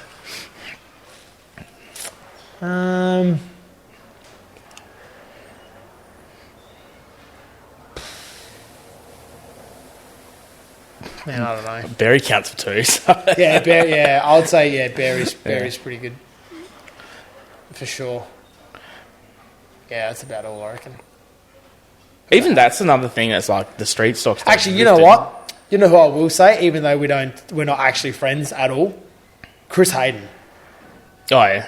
I rate Chris heaps higher than the amount of racing that he actually does. Heaps higher. I remember back in the day when he first got into modified, like after we finished racing junior sedans, when we first got into modified, I think Dad and I were at Mount Gambier for something. I don't know if we were there racing or whatever, but Chris had like his very first night in that XF, and he had to start from the back, and he like smoked everyone but Brian Galley. And it was like he'd never he's super underrated. Like he obviously doesn't do half the amount of racing now than what he used to do, but yeah, I rate him as a sedan driver, like across like a sedan platform. Yeah, he was. I don't reckon he was any good in open wheels. He raced that Formula 500 for a while there when I was racing Formula 500s. Chris did? No, he might have had wingless when you... He definitely had a Formula 500. Yeah, definitely. Because I remember racing with him at Bordertown. I don't reckon he was real good in open wheels, but from the sedan platform, man, I was talking to Brian about talented. that XL. And the same thing, Brian, like probably one of the best car builders in the planet. Me and Chris were saying, like it's so annoying, like going to a meeting and so many people just come up to Brian like, hey, this, that, the other thing, and he'll go over and help them on their car. Yeah. And then Chris is stuck there with like no one. Yeah. What? Yeah, he's from a sedan platform, I reckon he's probably one of the best to get in one. From because we're obviously the same age, so we sort of grew up together, and I sort of watched him. He won that national junior sedan title. He's just good, and then got into modern. He was good, and then doesn't race for however long he's not raced for, and then gets into modern. He's good again. Yeah. Like I know as a race car driver, you never lose it, but to get in one straight away and turn 3/4 decent laps, that's a hard thing to do. No sort of warm up, nothing, just get in it. Yeah, I love mods. He's probably my fifth one. Yeah. I love mods. The quality of some of those cars is like outstanding. Yeah, they're unreal. Like, some of those Atkins, those cars from like last year or whatever it was, they're unreal. Yeah, they're both in supers now. Yeah. Because I think that supers is really changing, that they've let the crate motor in. Yeah, I think they had to do something because that was they were also starting to get a little bit out of reach for what the purse was. Yeah. Like when Ryan Alexander and I, we're real good mates, and he got out of super sedans because of that thing. Like it was just, there were no cars, especially in this state, but they were so expensive. Like, ridiculous. And, you got treated like a street stock. Yeah. You'd get to the race meeting and they'd pay you like a street stock. Well, a streety guy might have 15 grand tied up in a street stock, and they've got 100 grand in a super sedan, and they're racing for the same dollars. So, something needed. It needs to be revolutionised. Like the whole thing needs to be, a bit 2023 spec. Like everyone sort of still lives in like the 1960s with Speedway. I feel like the stuff that Dad used to do, and the way that it used to get run, still sort of tries to get run. You're like, man, that's not sort of how it works. But now with social media and all those type of things that they never had before, you need to utilise that kind of stuff. Otherwise, the classes that cost that kind of dollar to race are just going to fall at the wayside, because who's going to spend 100 grand on a super sedan to race 3 club shows at Murray Bridge a year for $0? It's ridiculous. Yeah, I like supers away. Yeah, I always liked them because I grew up with them. We didn't grow up with sprint cars, and we grew up racing, being around super sedans, which is, where my, my love for Chris Blunden comes from, because I just thought it was so cool that, the dude rocked up like he was going to do your taxes and then jumped in and, so we knew all those guys on a personal level. Michael Miller, who I've known since I was a kid, and Dennis and, all those guys that are still around Speedway today, and I still go and have conversations with them. Like Michael used to take me places when I was like 3. So, you build these relationships with these guys and, it becomes, like second nature to... How old is Michael? Oh, man, he'd have to have like 15 years on me. So maybe like mid-40s. Because I reckon... long story short... So, he's doing well, because I thought, I didn't think he'd be much older than us at all. No, Michael would have to be easy mid-40s. He'd have to be. Because I reckon Michael was like late teens when I was a kid. Yeah, right. Because Michael and Michael's brother Daniel used to always go with like Dad. So like when I was not born, Dad used to always take Daniel and Michael around, because Dad was like a dickhead. So they would always go and, do stupid shit at Dad's workshop or whatever. And then when I got a little bit older, I would sort of try and, be part of the cool kids. And then, and then we obviously just all got, older and older. But yeah, I've known those guys for forever.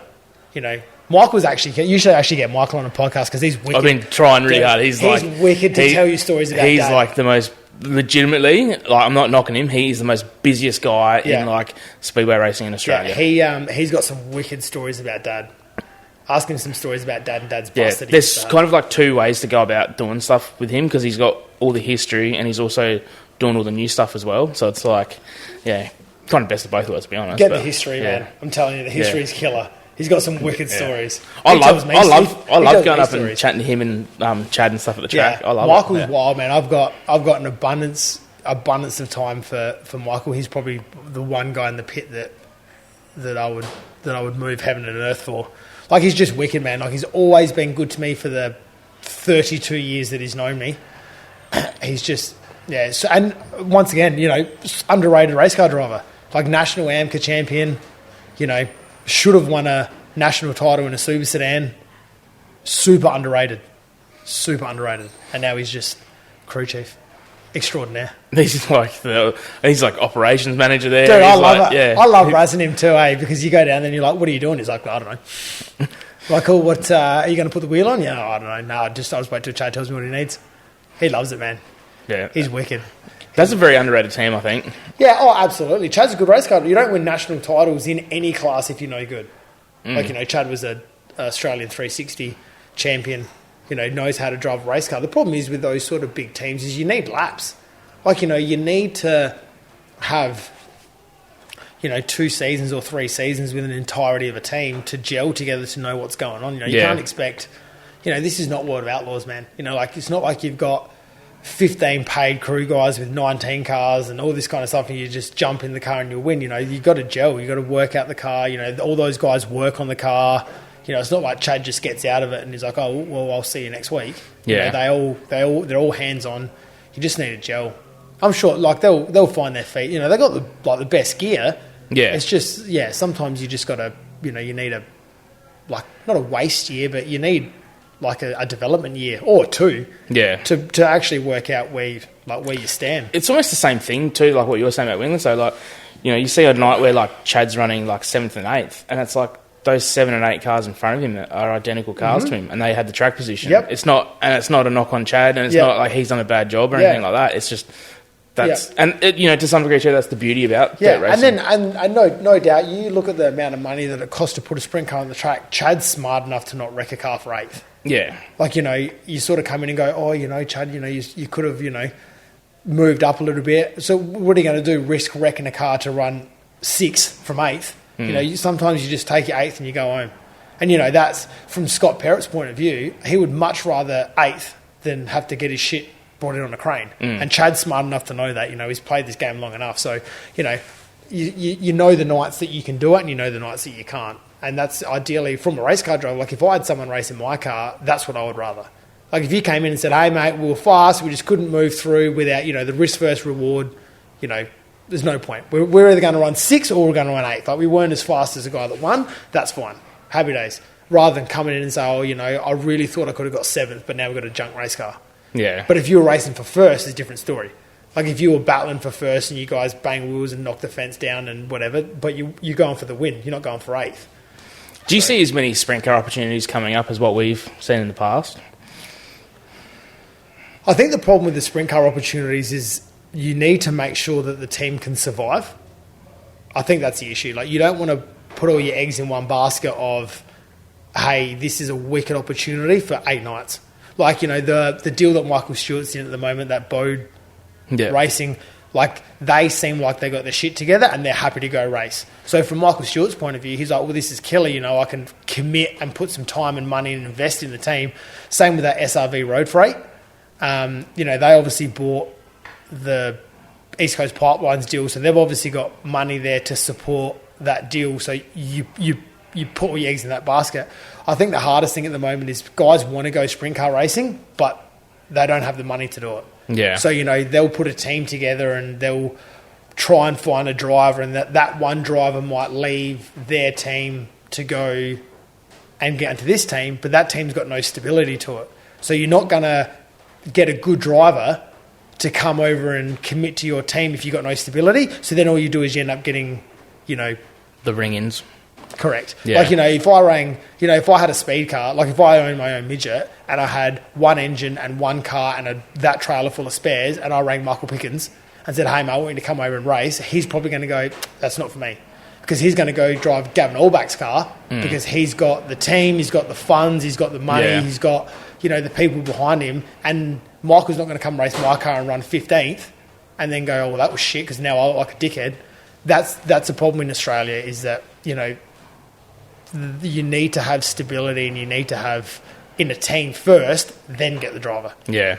I was talking to a local car owner and so they were sort of like looking for a driver as such, and, I obviously gave them a few names and stuff, and they said the biggest problem is that they can't afford to have, as much as they want to give a young bloke a crack, they just can't afford it. There has to be someone who is either going to, be happy to run 10th and the car comes back in straight, or they're going to win it. That's the only two options. Yeah. There's no, And bringing sponsorship money into teams like that, especially in Australia, just isn't really feasible. Like, you're not going to go somewhere unless, You see stuff like Chris Wyndham's taking NOS with him where he's bounced around a few rides and stuff, and it's like, makes it obviously easy. Unless your family has some money, or, you've got some sort of money from somewhere, it's extremely hard, I think, to build a race team. The stuff, we spoke about it on the last pod about how much stuff and inventory you need to successfully run a sprint car team. Man, people don't have that. People don't have that kind of money and, that kind of infrastructure to build that team, and then go and find, like imagine building that team and spending $600,000 to build this race car team, then you can't find a driver because you're certainly not going to find one first. Yeah. So you're not going to hire a driver and then go, right, now we're going to go build the team, because the driver's going to go, well, what's the story? So I think it's hard. I mean, I'd like sprint cars to have that natural progression of, take some wingless drivers that are good, or take some Formula 500 drivers, or take, whatever, and put them in like a development thing, like Domain Ramsey. If you had 15 Domain Ramseys, it'd be fine. It'd be perfect. But he's one guy, and I would imagine that his phone would ring off the handle of people. So the local guy that I'm talking about, he had 75 phone calls about his car. Yeah. That's local here in SA. And he said, obviously you have everything under the sun of give my son a crack, we can bring money, or we can't bring money, but we can do this, we can do that. Like, he had everything thrown at him, and he said, end of the day, it's still not enough to risk it. Yeah. Like, yeah, and then you're in between a rock and a hard place, aren't you? Because then you got no one to drive the car because you don't want to wreck the car, and then you got no money coming in, so then you've got a sprint car sitting there doing nothing because you don't want to. You don't have the funds to it. It's not. Depending on your personal situation, it's not a toy kind of thing. It's like there's a lot of money sitting there invested. No, heaps. I know the amount of money that I spend on wingless stuff, and I know it's not, anywhere near what those guys are doing, but it's not so much it's not the day-to-day maintenance or the day-to-day travelling of the car, it's the crashing. Because, we run the same stuff as a sprint car. So a lot of the time, those sprint car guys aren't selling stuff anymore because you can't buy or it's too expensive. So, like when you crash a wingless, you got to go buy new stuff. Yeah. Well, it's exactly the same stuff as a sprint car, apart from a wing and obviously an engine. But, all your bolt-on stuff, your wheels, your tyres, your rear ends, your drive lines, that's all exactly the same stuff. So, like you go and buy, a rim that you bend and this that you bend, and then you got an invoice for like $3,000. You're like, $3,000 for normal people like me is... like 2 weeks worth of work, and all you bought is a wheel and a shock. Yeah. And you're like, what am I doing? Yeah. So I can completely Yeah. appreciate those guys that are like, man, we're not gonna go race because we're gonna tear some shit up and we're gonna crash. But on the same token, they're probably the guys that shouldn't have a sprint car. Mm. If you can't afford it, don't race it. Yeah. Yeah. There's a big difference between like affording it and then rebuilding it every second week. Yeah, I mean, well. I could have a sprint car in here, but that's as far as it'd go. Yeah. To just sit here. Yeah. Because I can't afford to race it. Yeah. At all. The wingless is hard enough when you crash trying to afford to race that. So, yeah, there's no way, man. And, I think this comes back to guys, trying to be realistic about it. And that's half the battle. You go to a sprint car meeting and there's, 15 wobblers out there with second-hand stuff on it and, because they want to go race, but they just can't afford it. And then that brings us back to our stepping stone of wingless with guys that ambition far exceeds ability. And then you end up with broken race cars. Do you miss, crew chiefing on a sprint car? Yeah, I do. Yeah. Have you thought about, helping anyone out or...? I think my schedule's probably... Now with the speed car, I think the schedule's probably... I do miss it. I miss being around it. America was a completely different kettle of fish, though, because, it's always, flat out heaps of stuff going on, whereas, now it's, you race 1 week and then you might not race again and for the next 2 weeks or whatever, whereas in America it's go, go, go all the time. But I do miss it. I miss being part of it. I miss working on them. I think my favourite time was 2 a.m. car washes. Yeah, right. Everyone else hated it and I loved it. It was quiet. I'd wash, you'd roll the car back, you'd roll it out the next day, up on stands, do maintenance, have the music going in the trailer. And because I'm comfortable doing everything, because I know how to do it, you just plod along. Yeah. And I loved it, man. I think the working on the car is the one thing that I don't miss. The bullshit that comes with... I think sprint cars is just another level. We don't have it in wingless or in speed cars. You just get bitching and moaning about, this is this, and I don't miss any of that. But yeah, I do miss. Well, I've always thought about maybe, going to go see Luke and saying, I'll come and do a couple of races with you because, it's not like no one needs to teach me anything. I know how to do it all. Yeah. So, just to sort of be around, because, I do love it, but don't know, I seem to just get older and the time passes and you just, you don't, I've got a lot of my own shit to do as well, but every now and again I do miss it. Yeah, for sure. Because there's good satisfaction from being on a crew and seeing a car win, eh? I think it's just a team environment as well. And especially when you win, it's always good, It's good to be around. And sometimes it feels nice to take the pressure off of driving the car. Yeah. As weird as it sounds, there's nights that, that I was working with Scott and I'm sitting in the stand or whatever, watching him roll around for an A feature and think, thank God I'm not out there. Sometimes you just like, I don't really feel like driving or I don't really want to do it. So yeah, I think every now and again it's the other side of the fence. Because I obviously spend 99% of my time at a racetrack driving. I won't go to a speedway and watch. I just don't like it. If I'm at a racetrack, I'm normally racing. Yeah. So every now and again it's nice to sort of be on that other side and still hands-on and involved because, I like the mechanical engineering side of things and knowing how shit works and changing stuff and doing stuff and, but sometimes it's nice to just go to a racetrack and have normal clothes on and not have the pressure of trying to deliver and sometimes it's enjoyable. Sometimes. not all the time. Yeah. Not all the time. I love crewing, but it's like shit at the same time. You see maybe 3 races for the night. Sometimes you just flat out. Yeah, all night. It depends on who it is too, though. I think Luke Dillon, because I know Luke really well, I think Luke would be good to work for because That would suck for him, you and Putty. Oh, yeah, no good. Putty's good, but Putty's good value. He's great. He's good value. But, you know, like, I think Luke's very... He's serious enough to go and race and want to win, but not serious enough that we're racing for sheep stations. Yeah. And Luke's, he's sort of just, hey, mate, this is what I want done, and it's done. It's none of that tit-for-tat bullshit, like, did you do this, you know, I want this, let's change this, do this. Luke's very, you know, he's been doing it a long time.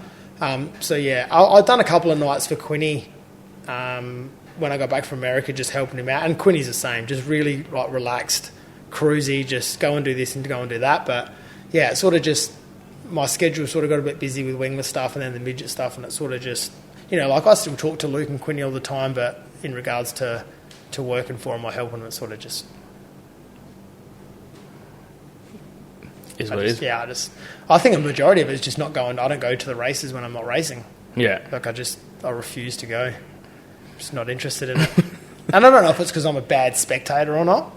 But yeah, I sort of take a lot of the time during the year racing. I feel like the ones that I'm not racing, you know, we'll try and do something that Ashley wants to do, or, you know, try and do some stuff around the house, or, you know, we don't have any kids, so it's great. But, you know, I feel like, you know, even though Ashley says, I don't really, you know, care about what we do, you know, you got to put the effort in to try and do some stuff that she wants to do on the nights you're not racing. You know, I took her to Whyalla and stuff this year, you know. You know, she has to, like, sleep in a cabin with Phil. I can't imagine that's high on her priority list. So, yeah, you know, like, I take her a lot of places in there, and normally they're a long way away, you know, she never complains or nothing, so... Yeah, I think that plays a big part in the nights that I'm not racing, why I don't go. Yeah. Yeah.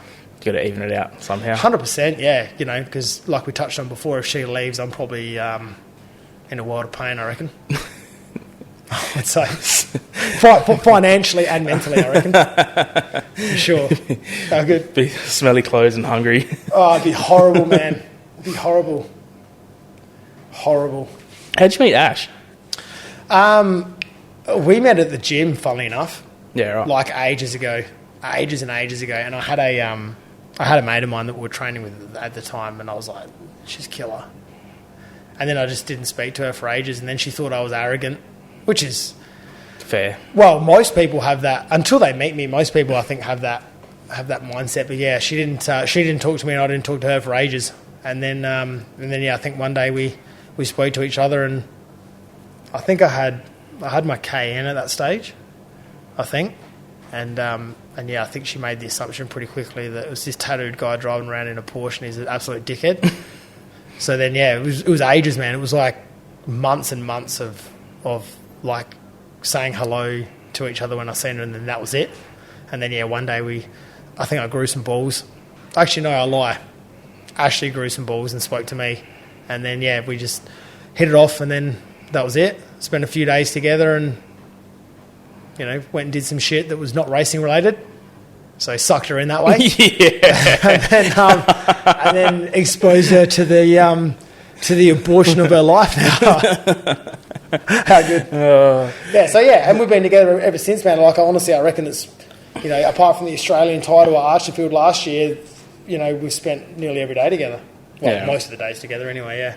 You know, we obviously bought a house together and lived together, and we do a lot of stuff together. I actually enjoy doing stuff with her. I know a lot of people probably don't like taking their missus places and shit, but I love it. She's good fun, so... So you had a Porsche Cayenne as a tow car. I had, yeah. I heard a story that Ryan Alexander woke up one night in it when you were travelling back from a meeting. I don't reckon he woke up, man. That was the issue. And he said he looked at the speedo and he went straight back to sleep and said, I don't want to be awake for this. Yeah, so we raced Whyalla. I took Ryan. This is before Ryan Alexander had a wingless. He said to me, I want to come away racing with you just to see, you know, like what the wingnesses are like. This is when he was in the transition to buy one. And yeah, I had a Porsche that was that we used as a tow car, and it was killer. And then we drove there, and I was like, we'll just drive home. Like, it'll be fine. Like, no big deal. It's only, like, you know, 3.5 hours. It's fine. So then we obviously race the night, and then we jump in, and Ryan falls asleep before we even get out of the speedway. So I was thinking, oh, man, it's going to be a long drive home. So I got to, like, you know, maybe Port Pirie or whatever, and I was just starting to get that whole, like, man, we've still got, like, 200 Ks to go, and I'm like... So I was like, fuck it. I was like, we're just going to get home. So I reckon at one stage, I think Ryan woke up maybe like Port Wakefield, and I was doing like 138 with the trailer on. I was like just motoring home. And I think I used an entire tank of diesel from like Port Pirie to Adelaide. But man, I was getting home. And anyway, we got home, and then Ryan was like, man, that's the most comfiest car I've ever been in. And I was like, oh yeah. And then like we got home, and Ryan checked the time. It was like I think we got home in like 2.5 hours, like flat.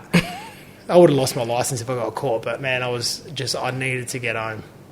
But yeah, that was ages ago now.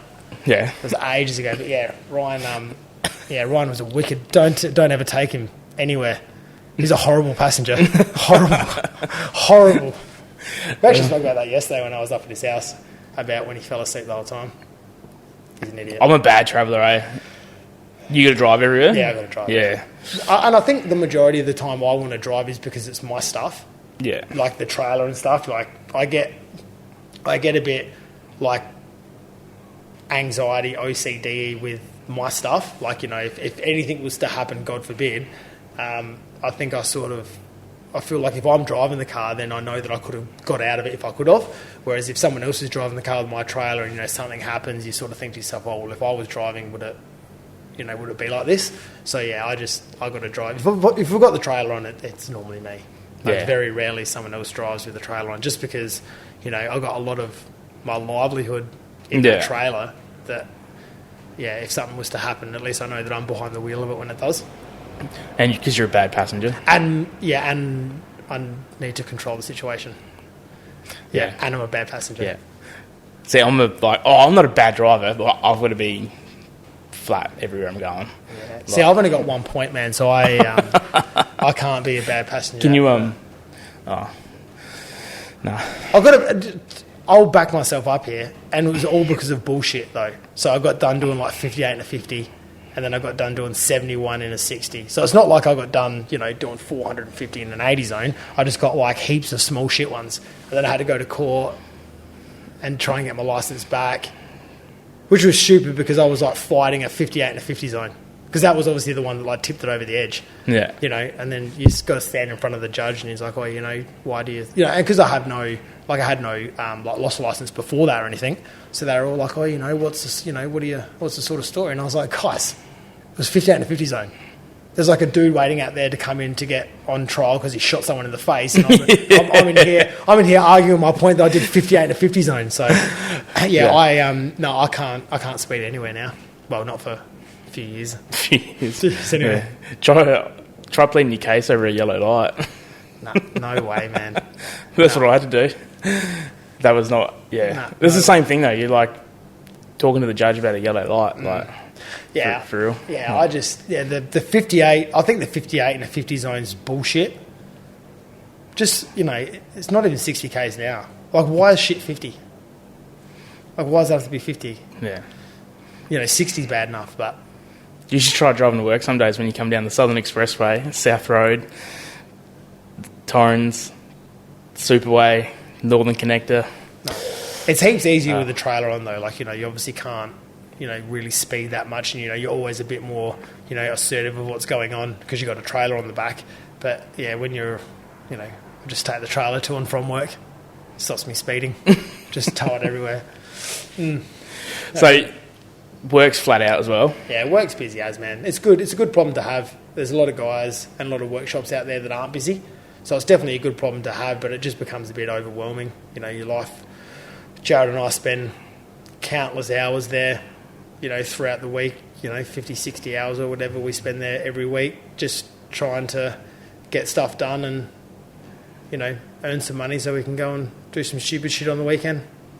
And then, you know, you come home and you come out here and dick around and just sort of, not that it consumes you, but it's I think you take a bit more pride in stuff that, you know, that you're generating yourself. And, you know, Jared and I spent a lot of time over the last sort of 10 or 11 years building that business to, you know, the good named and, you know, solid workshop that it is. So you sort of take a bit of pride in it, you know. If something needs to be done or, you know, you commit to someone and it doesn't get done or whatever, you sort of take it personally. So So you're on the tools at work? yeah. So I do a majority of like the bigger sort of stuff, like the engine building stuff and the performance stuff. Jared spends most of his time on the dyno tuning cars, and then we've got an apprentice that's I think now fully qualified. He does a lot of because it's technically still a mechanical workshop, right? So we still do like normal mechanical servicing and stuff, but the majority of it's turned into like performance based engine building stuff. So I do a lot of that. Our little junior does the majority of the servicing stuff, and Jared sits on the dyno most of the day. Because you're a mechanic by trade or an engine? Mechanic by trade, yeah.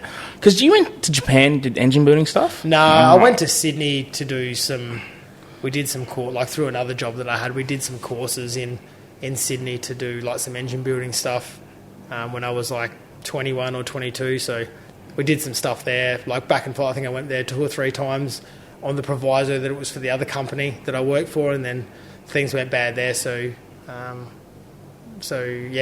left there, and when Jared bought that business, only a few months before things went belly up with the job that I was at. So then just went and worked with Jared for a while, and it was more so I actually went and worked with Jared because I had nothing to do for a little bit, and I said, I'll come work for you, and we'll just do some little dodgy cash in hand type setups for a little while I was a mechanic. I was a qualified tradesman, and so was he. So I was like, we'll just sort of dick around for a bit and get his business sort of up and going while we were trying to. And then 11 years later, we're still there, and we've got another guy there now. And I just sort of never left. Like I sort of wheeled my toolbox in one day, and it just and it's funny. Jared and I will always joke about it. Like we've got sort of like it was like a handshake agreement type thing. There was no. I just sort of rocked up one day and never left. Like it's not like I have a contract or any, there was no discussion of, pay structure or salary or anything. I just started working there and just never left. And I'm still there now, so yeah. Yeah, right. It's weird setup. I mean, it's not like, Jared and I were really good mates before we started, and we're still really good mates now. So, we have our good and bad days, but we spend a lot of time together. If you counted like 50 hours per week for the last 11 years, yeah, it's a lot of time. It's more time you spend with anyone else. Yeah, absolutely. Yeah, and then we're like our friendship circle outside of work is obviously the same as well, because we were friends first. So then there'll be weekends that we'll go to the river and we go to Jared's shack. So I'll work Monday through Friday with him. Then we work Saturday morning. Then we both jump in the car and go to the river. Come back Sunday. Go back to work Monday. So sometimes it gets like full on. So we Jared's wife, we had a wedding a while ago, and they have like your little names. So Jared's wife glued mine and Jared's together and just put hers off to the side. So yeah, it's good, man. I wouldn't trade it at all. I certainly can't complain about my life at all. So is all that sort of work stuff keeping you sharp for the car stuff? I think because I've been doing it for so long, you sort of never forget it.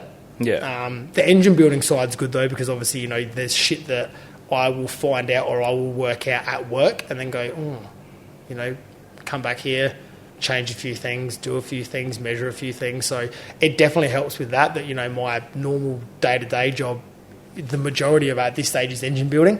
So, you sort of do a few things and you're like, maybe that might work, and you change this and do this. So, as for the car, like setup-wise, that's just time and experience of being in America for so long. And, Dad was pretty switched on with setting cars up when I was a kid, so the small sort of things that he used to do, I knew that already, and then just goes from there. It's all trial and error anyway, though, because I can definitely still stuff it up. Matt Gambier on the weekend before we crashed out, I was horrible in that heat race, and I hit the fence by myself and tore a front end out. That was me. I set the car up too tight, we were no good. So, it's all trial and error, man. Yeah, you make mistakes and you suck, and I sucked. You just cop it on the chin, man. That's all you can do, eh? Well, it is when it's your fault. When it's not, you can't. But when it is, you can. Oh, man. All right. Christmas. Just when everyone thought they were going to have a good Christmas day, now they've got to listen to me. How good. Again, for the second time. Oh, man, thanks. Nah, all good, man. Everyone have a good Christmas. I'll see you at the track soon. Hopefully. Maybe in the midget. Should be. I think it's probably the next spot. Yeah, for sure. Yeah. All right, man. Wicked. Easy done. Sounds good. Thank you. No worries, man.